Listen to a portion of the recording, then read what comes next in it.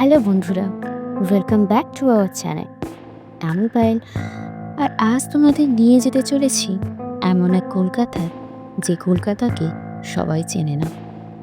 স্বাধীনতার পরের কলকাতা, একটা শহর, যে শহর দিনে বাঁচে মানুষের ভিড়ে, আর রাতে লুকিয়ে থাকে তার অন্ধকার ইতিহাসও। চৌরঙ্গির কুয়াশা, পার্ক স্ট্রিটের ভেজা রাস্তা, লালবাজারের গোপন ফাইল, আর সেই শহরেই আবার ফিরে আসছে এক নাম, নিলয় ব্যানার্জি। একজন ডিটেকটিভ, যে বহু বছর আগে এমন একটা কেসের মুখোমুখি হয়েছিল যেটা তার জীবন পুরো বদলে দিয়েছিল। কিন্তু কিছু রহস্য কখনো শেষ হয় না, কারণ কলকাতা শহরটা নিজেই একটা ল্যাবিরিন্থ। এখানে প্রতিটা গলির অন্ধকারে লুকিয়ে আছে সিক্রেট। আর আজকের রাত সেই সিক্রেটের দরজা আবার খুলতে চলেছে। আজকের গল্প Niloy Banerjee, the last detective of Kolkata. তো আলোটা একটু কমিয়ে দাও, হেডফোনটা পরে নাও, আর প্রস্তুত হয়ে যা ওল্ড কলকাতা সবচেয়ে বিপজ্জনক রহস্যের ভিতরে ঢোকার।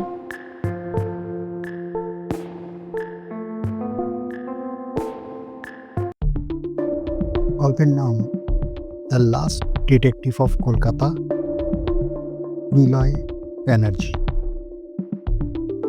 আজকের পার্ট চৌরঙ্গি কালো খাম। সেটা ছিল কলকাতা, সাল 1949। স্বাধীনতার 2 বছর পরের শহর। কাগজে স্বাধীনতা এলেও শহরের বাতাসে তখনও ব্রিটিশ আমলের ছায়া লেগে আছে। রাস্তার দেওয়ালে নতুন ভারতের পোস্টার, কিন্তু গলির অন্ধকারে এখনও পুরনো ক্ষমতাবান মানুষদের ফিসফিসানি। দিনে কলকাতা ব্যস্ত, ট্রাম চলছে, হাওড়া ব্রিজে মানুষের ঢল, চায়ের দোকানে রাজনীতি, কিন্তু রাত নামলেই শহরটা বদলে যায়। চৌরঙ্গির কালো আলো কুয়াশায় ঝাপসা হয়ে যায়।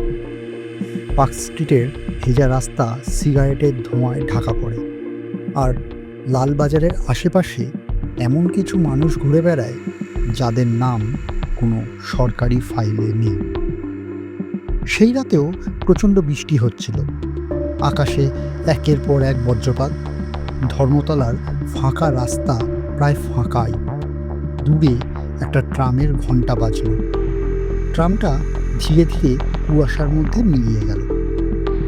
লালবাজার থেকে কিছুটা দূরে একটা পুরনো 3তলা বিল্ডিংয়ের 2য় তলায় নিজের অফিসে বসেছিল নিলয় ব্যানার্জি।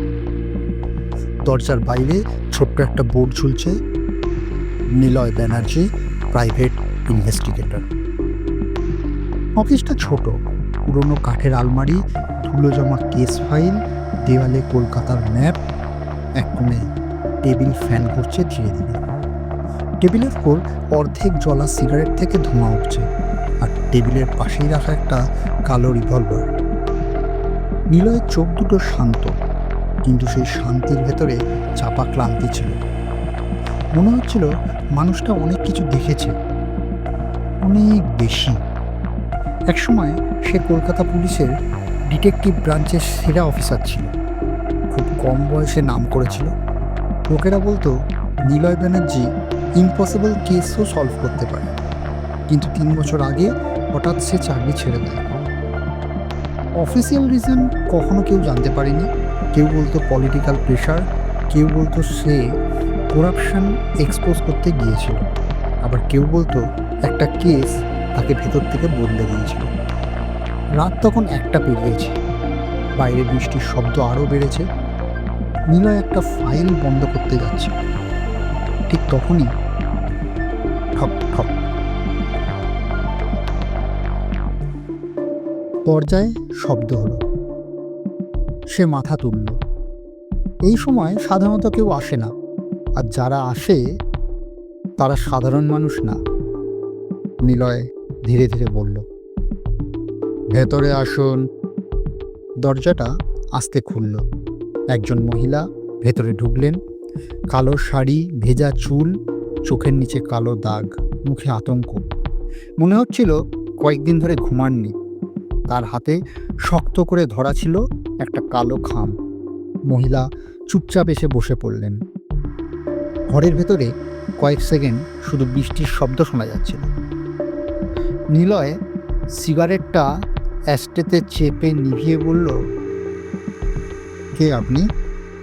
মহিলা কয়েক মুহূর্ত চুপ করে থাকলেন, তারপর নিচু গলায় বললেন, আমার নাম মীরা সেন। বলুন। মহিলা ধীরে ধীরে খামটা টেবিলের ওপর রাখলেন। আমার স্বামী মারা গেছেন। নিলয়ের মুখে কোনো পরিবর্তন এলো না। পুলিশে যান? গেছি। তাহলে? মহিলার চোখ কাঁপছিল। পুলিশ এটাকে সুইসাইড বলছে। নিলয় চুপ করে রইল। আর আপনি কি মনে করছেন? মীরা সেন এবার ধীরে মাথা তুললেন। তার চোখে স্পষ্ট ভয়। ওকে খুন করা হয়েছে। ঘরের বাতাসটা যেন আরও ঠান্ডা হয়ে গেল। নিলয় ধীরে খামটা খুলল। ভেতরে একটা পুরনো ফটোগ্রাফ, সাদা কালো। ছবিতে 4 জন মানুষ দাঁড়িয়ে আছে। 3 জনের মুখে কালো কালি লেপা, শুধু একজনের মুখ পরিষ্কার। মধ্যবয়স্ক ভদ্রলোক, চোখে গোল চশমা, টাই পরা। নিলয় ছবিটা হাতে নিয়ে কিছুক্ষণ চুপ করে রইল। তারপর ছবির পিছনে চোখ গেল। সেখানে লাল কালিতে লেখা, 3 জন মারা গেছে, এবার 4র্থ জন। দূরে বজ্রপাত হলো। এক মুহূর্তের জন্য পুরো ঘর আলোয় ভরে উঠল। আর সেই আলোতেই নিলয়ের চোখ থেমে গেল ছবির ব্যাকগ্রাউন্ডের ওপর। পিছনে একটা বিল্ডিং দেখা যাচ্ছে, পুরনো স্টাইলের একটা বিল্ডিং। দরজার উপরে ইংরাজিতে লেখা ইস্টার্ন ট্রেডিং কোম্পানি। নিলয়ের হাত থেমে গেল, চোখ সরু হয়ে এল, কারণ সে নামটা আগে শুনেছে। অনেক বছর আগে একটা পুরনো কেসে, একটা কেস যেটা হঠাৎ বন্ধ করে দেওয়া হয়েছিল। ছবির লোকটা আপনার স্বামী? মীরা ধীরে ধীরে মাথা নাড়লেন। কিভাবে মারা গেছে? মহিলা এবার ভিজিবলি কাঁপতে শুরু করলেন। 3 দিন আগে হাওড়া ব্রিজের নিচে ওর দেহ পাওয়া যায়। Police report? সুইসাইড। কিন্তু মীরা ঠোঁট কামড়ে বললেন, ওর চোখ দুটো তুলে নেওয়া হয়েছিল। ঘরের মধ্যে কয়েক সেকেন্ড নিস্তব্ধতা নেমে এলো। দূরে কোথাও আবার বজ্রপাত হলো। নিলয় ধীরে চেয়ারে হেলান দিল। মারা যাওয়ার আগে উনি কি করেছিলেন? কয়েক সপ্তাহ ধরে খুব ভয় পেতেন। কিসের ভয়? বলতেন কেউ ওকে ফলো করছে। কে? জানি না। মীরা এবার হ্যান্ডব্যাগ থেকে একটা ছোট চাবি বের করলেন, পুরনো জং ধরা। চাবিটার মাথায় ইংরেজিতে খোদাই করা ETC। তিনি সেটা টেবিলে রাখলেন। মৃত্যুর আগের রাতে এটা আমাকে দিয়েছিলেন। নিলয় ধীরে চাবিটা হাতে নিল। আর কি বলেছিলেন? মীরা কয়েক সেকেন্ড চুপ করে থাকলেন, তারপর নিচু গলায় বললেন, যদি আমি মারা যাই, নিলয় ব্যানার্জির কাছে যেও। প্রথমবারের মতন নিলয়ের এক্সপ্রেশন বদলে গেল, কারণ সে অমিয় সেনকে চিনত। অনেক বছর আগে 1946 সালে, তখন নিলয় নতুন ডিটেকটিভ, আর ইস্টার্ন ট্রেডিং কোম্পানি নিয়ে একটা সিক্রেট ইনভেস্টিগেশন চলছিল। সেই কেসে একজন বিজনেসম্যান মিস্টিরিয়াসলি ডিসঅ্যাপিয়ার করেছিল, কিন্তু ইনভেস্টিগেশন হঠাৎ বন্ধ করে দেওয়া হয়। অফিসিয়ালি বলা হয়েছিল ন্যাশনাল সিকিউরিটি ইস্যু। আর তারপর যারা কেসের সাথে জড়িত ছিল তাদের কয়েকজন হঠাৎ মারা যায়। নিলয় ধীরে উঠে জানলার কাছে গেল, চৌরঙ্গীর রাস্তার দিকে তাকালো। বৃষ্টি পড়ছে, রাস্তা প্রায় ফাঁকা। ঠিক তখনই তার চোখ থেমে গেল। রাস্তার ওপাশে একজন দাঁড়িয়ে আছে, কালো কোট, কালো হ্যাট, মুখ দেখা যাচ্ছে না। লোকটা স্থিরভাবেই অফিসের দিকেই তাকিয়েছে। নিলয়ের বুকের ভেতরটা ঠান্ডা হয়ে গেল, কারণ সে লোকটাকে আগে দেখেছে ঠিক এই একই পোশাকে, সেই 1946 সালের কেসে। নিলয় দ্রুত নিচে নেমে এলো, বৃষ্টির মধ্যে রাস্তার উপর দাঁড়ালো, চারিদিক তাকালো। কেউ কোথাও নেই, শুধু ট্রামের ভেজা লাইন, হলুদ স্ট্রিট লাইট আর কুয়াশা। ঠিক তখনই পেছন থেকে একটা গলা ভেসে এলো। কেস নেবেন না মিস্টার ব্যানার্জি? নিলয় ঘুরে দাঁড়ালো। কেউ নেই, কিন্তু রাস্তার পাশে একটা কালো খাম পড়ে আছে। সে ধীরে সেটা তুলল। ভেতরে একটা কাগজ, লাল কালিতে লেখা, যারা সত্যিটা খুঁজতে গেছে তারা কেউ বেঁচে নেই। আর নিচে একটা নাম, যেটা দেখে নিলয়ের মুখের রং বদলে গেল। ইন্সপেক্টর অরুণ ব্যানার্জি, তার বাবা, যিনি অফিসিয়ালি 1946 সালে সুইসাইড করেছিলেন। কিন্তু নিলয় কোনোদিন সেটা বিশ্বাস করেননি। আবারও বজ্রপাত হলো। পুরো রাস্তাটা 1 সেকেন্ডের জন্য আলোকিত হয়ে উঠল, আর সেই আলোতেই রাস্তার একদম শেষ মাথায় আবার সেই কালো কোট পরা লোকটাকে দেখা গেল। এবার তার হাতে একটা লম্বা ছুরি। লোকটা স্থিরভাবে দাঁড়িয়ে, তারপর ধীরে ধীরে সে হাসতে শুরু করলো। আবারও বজ্রপাত। এক মুহূর্তের জন্য পুরো রাস্তা সাদা আলোয় ভরে উঠল, আর সেই আলোতেই নিলয় স্পষ্ট দেখতে পেল কালো কোট পরা লোকটা দাঁড়িয়ে আছে রাস্তার শেষ মাথায়। পরের মুহূর্তে আলো নিভে গেল, রাস্তা আবার অন্ধকার। নিলয় নিজের রিভলভারটা বের করলো, তারপর দ্রুত দৌড়ে গেল লোকটার দিকে। বৃষ্টিতে রাস্তা পিচ্ছিল, ট্রাম লাইন চকচক করছে, কিন্তু যখন সে রাস্তার শেষ মাথায় পৌঁছালো, কেউ নেই, শুধু একটা জিনিস পড়ে আছে, একটা পুরনো ম্যাচ বক্স, তার উপরে ছাপা দ্য ইম্পেরিয়াল ক্লাব। নিলয়ের চোখ সরু হয়ে গেল, কারণ সে নামটা খুব ভালো করেই চিনত। ইম্পেরিয়াল ক্লাব ব্রিটিশ আমলে কলকাতার সবচেয়ে এলিট প্রাইভেট ক্লাব, যেখানে businessman, police officer, politician, British officer সবাই আসত। কিন্তু স্বাধীনতার ক্লাব অফিসিয়ালি বন্ধ হয়ে যায়। অফিসিয়ালি কারণ আনঅফিসিয়ালি জায়গাটা এখনও চালু ছিল, আর শহরের সবচেয়ে পাওয়ারফুল মানুষগুলো এখনও সেখানে গোপনে মিটিং করত। পরদিন সকাল, বৃষ্টি থেমেছে, কিন্তু কলকাতার আকাশ এখনও ধূসর। নিলয় পুরনো একটা ফাইল বের করল। ফাইলের কভারে লেখা, eastern trading company, confidential investigation 1946। ফাইলটা বহু বছর আগে বন্ধ হয়ে গিয়েছিল, কিন্তু নিলয় সিক্রেটলি কপি রেখে দিয়েছিল। সে ধীরে তার পৃষ্ঠা উল্টাতে লাগল, আর যত পড়ছিল তার মুখের এক্সপ্রেশন বদলাচ্ছে। কারণ ইস্টার্ন ট্রেডিং কোম্পানি আসলে একটা ট্রেডিং কোম্পানি ছিল না, ওটা ছিল একটা কভার।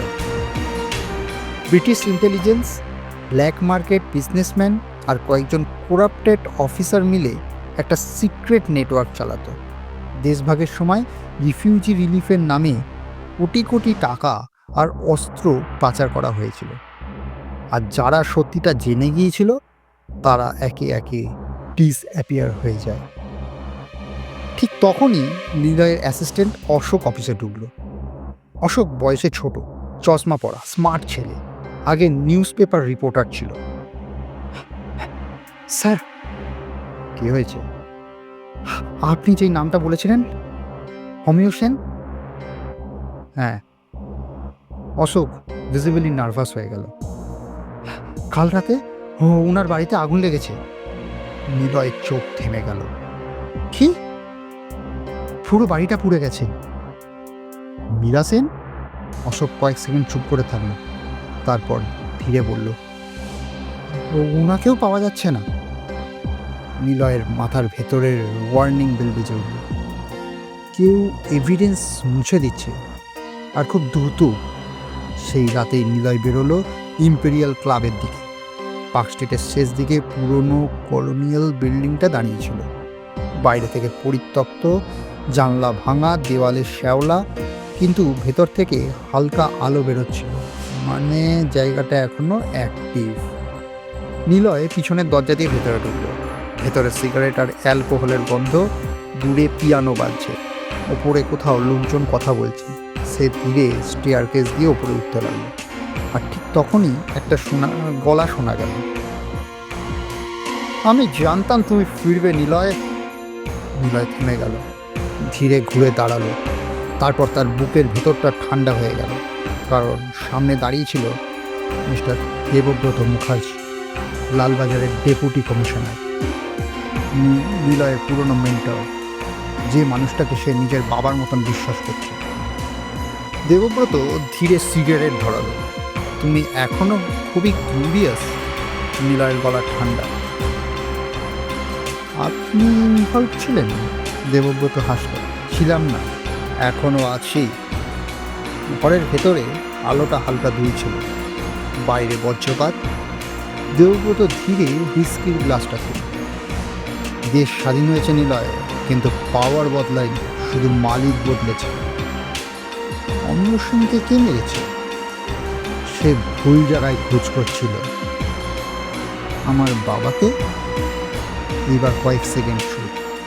তারপর দেবব্রত নিচু গলায় বলল, তোমার বাবা খুব সৎ মানুষ ছিল। নিলয়ের হাত শক্ত হয়ে গেল। মানে? দেবব্রত ধীরে তার দিকে তাকালো। সে সত্যিটা জেনে গিয়েছিল। নিলয়ের মাথার ভেতর যেন শব্দ বন্ধ হয়ে গেল। আপনারা ওকে মেরেছিলেন? দেবব্রত কোনো উত্তর দিল না, কিন্তু তার নীরবতাই উত্তর ছিল। ঠিক তখনই পিছন থেকে গান ক্লক করার শব্দ এলো। ক্লিক। নিলয় ধীরে পিছনে তাকালো। কালো কোট পরা সেই লোকটা দাঁড়িয়ে। এইবার মুখটা দেখা যাচ্ছে। মুখটার ডান দিকটা কাটা, চোখের দৃষ্টি ঠান্ডা। দেবব্রত বলল, মিট মিস্টার ডিকোস্টা। ওইসব মার্ডার ওই করেছে। ডিকোস্টা হালকা হাসলো। অর্ডার ফলো করেছে অনলি। হঠাৎ নিচ থেকে চিৎকার শোনা গেল, তারপর গানশট, দম। সবাই থেমে গেল। অশোক দৌড়ে উপরে উঠল, হাঁপাচ্ছে। স্যার, স্যার, পুলিশ এসছে। দেবব্রতের মুখ বদলে গেল। অসম্ভব। অশোক হেসে বলল, আমি নিউজ পেপার রিপোর্টার ছিলাম, রিমেম্বার? আপনার ক্লাব নিয়ে স্টোরি লিক করে দিয়েছি। পরের মুহূর্তেই পুরো ক্লাবে কিয়স শুরু হয়ে গেল। নিচে পুলিশ ঢুকেছে, লোকজন দৌড়াচ্ছে, চিৎকার, গানশট, থান্ডার। আর সেই কিয়সের মধ্যে ডিকোস্টা গুলি চালালো। ধম। গুলিটা নিলয়ের কানের পাশ দিয়ে বেরিয়ে গেল। নিলয় সঙ্গে সঙ্গে পাল্টা ফায়ার করলো। ধম। ডিকোস্টার কাঁধে গুলি লাগলো। লোকটা রেলিংয়ের ওপর পড়ে গেল, কিন্তু শেষ মুহূর্তে সে হাসছিল। Truth never changes this city. তারপর নিচে পড়ে গেল। দেবব্রত পালানোর চেষ্টা করছিল। নিলয় তার কলার চেপে ধরল। আমার বাবাকে কেন মারলেন? দেবব্রত চোখে প্রথমবার ভয় দেখা গেল, কারণ সে ফাইলটা নিয়ে যাচ্ছিল। কোন ফাইল? দেবব্রত কাঁপা গলায় বলল, কাটাল লিস্ট। ওটা কি? এই শহরের সব পাওয়ারফুল মানুষের নাম, পলিটিশিয়ান, পুলিশ, বিজনেসম্যান, সবাই। ঠিক তখনই দাম, কেউ বাইরে থেকে গুলি চালালো। গুলিটা সোজা দেবব্রতর বুকে লাগলো। নিলয় চমকে পিছনে পিছিয়ে গেল। দেবব্রত মাটিতে পড়ে গেল, রক্ত বেরোচ্ছে। মরার আগে সে কষ্ট করে শুধু একটাই কথা বলল, লিস্টটা এখনো ওদের কাছেই আছে। তারপর নিঃশ্বাস থেমে গেল। বাইরে পুলিশ সাইরেন, চারিদিকে কেওয়াস, কিন্তু নিলয়ের মাথায় এখন একটাই জিনিস ঘুরছে, দ্য ক্যালকাটা লিস্ট। মানে এই কনস্পিরেসি এখনো শেষ হয়নি। ভোরের দিকে বৃষ্টি থামল। কলকাতার আকাশে হালকা আলো ফুটেছে। নিলয় নিজের অফিসে ফিরে এলো, ক্লান্ত, রক্তমাখা কোট, চোখে স্লিপলেসনেস। সে ধীরে চেয়ারে বসে সিগারেট ধরালো। ঠিক তখনই তার চোখে পড়ল টেবিলের ওপর। সেখানে একটা খাম পড়ে আছে, কালো খাম। কিন্তু সে তো অফিস বন্ধ করেই গিয়েছিল। নিলয়ের বুকের ভেতরটা ঠান্ডা হয়ে গেল। সে ধীরে খামটা খুলল। ভেতরে শুধু একটা ফটোগ্রাফ। ছবিতে কয়েকজন মানুষ দাঁড়িয়ে, মন্ত্রী, পুলিশ অফিসার, বিজনেসম্যান। আর তাদের একদম পিছনে দাঁড়িয়ে আছে একজন ছোট ছেলে, বয়স 10 কি 11। নিলয়ের চোখ স্থির হয়ে গেল, কারণ ছেলেটা সে নিজে। ছবির পিছনে লাল কালিতে লেখা, তুমি জন্ম থেকে এই গেমের অংশ নিলয়। আর ঠিক তখনই অফিসের টেলিফোনটা বেজে উঠল। ট্রিং ট্রিং ট্রিং ট্রিং ট্রিং ট্রিং। নিলয় ধীরে রিসিভার তুলল। ওপাশে কয়েক সেকেন্ড শুধু নিঃশ্বাসের শব্দ। তারপর একটা ঠান্ডা গলায় বলল,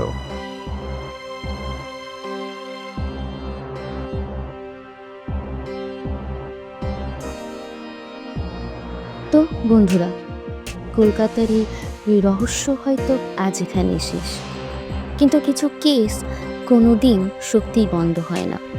কিছু ফাইল হারিয়ে যায়, কিছু নাম ইতিহাস থেকে মুছে ফেলা হয়, আর কিছু সত্যি অন্ধকারের মধ্যে বেঁচে থাকে। নিলয় ব্যানার্জি আজ হয়তো একটা রহস্যের দরজা খুলেছে, কিন্তু দ্য ক্যালকাটা লিস্ট এখনো কোথাও লুকিয়ে আছে।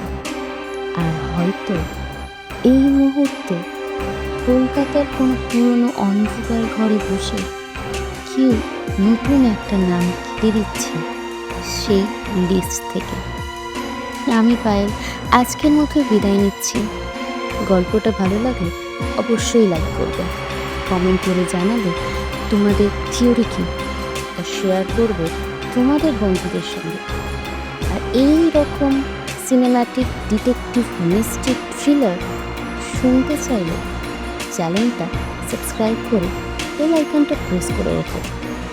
আবার দেখা হবে কলকাতার আরেকটা অন্ধকার রহস্য নিয়ে। ততক্ষণ পর্যন্ত ভালো থেকো, সুস্থ থেকো আর সাবধানে থেকো, কারণ এই শহরে সবচেয়ে বিপজ্জনক জিনিসটা অন্ধকার না, সেটা